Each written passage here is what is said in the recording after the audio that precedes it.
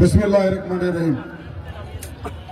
শহীদ জিয়া স্মৃতি ফুটবল টুর্নামেন্টের আজকের চতুর্থ দিন। আজকের এই দিনে আমরা এমন একজন প্রধান অতিথি হিসেবে ব্যক্তিকে উপস্থিত করেছি, যিনি এই উত্তর অঞ্চলের গর্বিত সন্তান, আমাদের প্রিয় মানুষ, যিনি বিএনপির নানান সংকটে উত্তরণে নির্দ্বিধায় নির্ভয়ে জাতিকে ঐক্যবদ্ধ করার জন্য প্রতিনিয়ত আহ্বান জানিয়েছিলেন।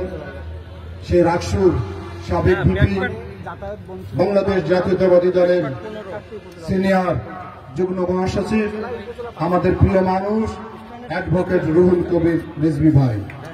আমাদের মাঝে উপস্থিত হয়েছেন আরেকজন প্রিয় মানুষ আমার, যিনি সার্বক্ষণিক স্বাস্থ্য সেবা দিয়ে যান, আহত নিহত ব্যক্তিবর্গের বাড়িতে যান, সেই আমাদের স্বাস্থ্য বিষয়ক সম্পাদক ডক্টর রফিকুল ইসলাম রফিক ভাই। আমাদের মাঝে আরেকজন উপস্থিত হয়েছেন আমাদের রংপুর বিভাগীয় সহ সাংগঠনিক সম্পাদক অধ্যাপক আমিনুল ইসলাম।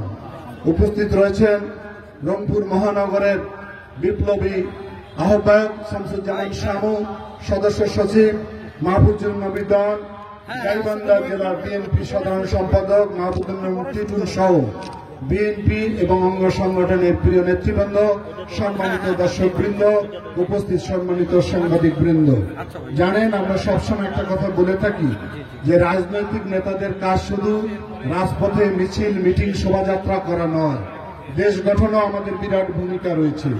আর দেশ গঠনের জন্য যদি সুস্থ মনের, সুস্থ দেহের মানুষ আমরা তৈরি করতে না পারি, তাহলে দেশ কঙ্কাল হতে বাধ্য হবে।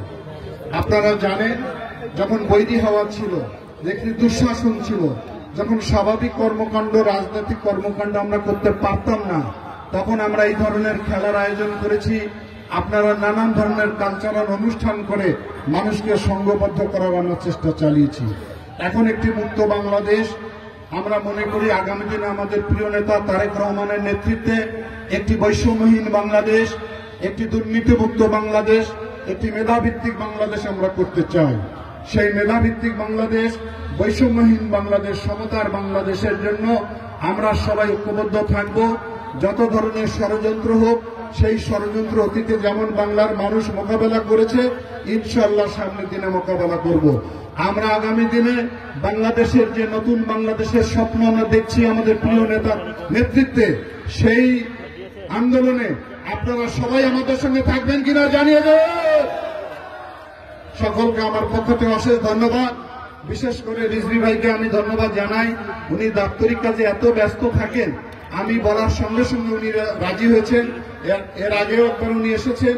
এজন্য আমরা আমাদের লালমনিরহাট জেলা বিএনপির পক্ষ থেকে তাকে আন্তরিক অভিনন্দন জানিয়ে আমি আমার কথা এখানে শেষ করলাম। আল্লাহ হাফেজ। শহীদ জিয়া স্মৃতি ফুটবল টুর্নামেন্ট 2024-এর আজকের চতুর্থ দিনের খেলার সম্মানিত প্রধান অতিথি, বিএনপির সম্মানিত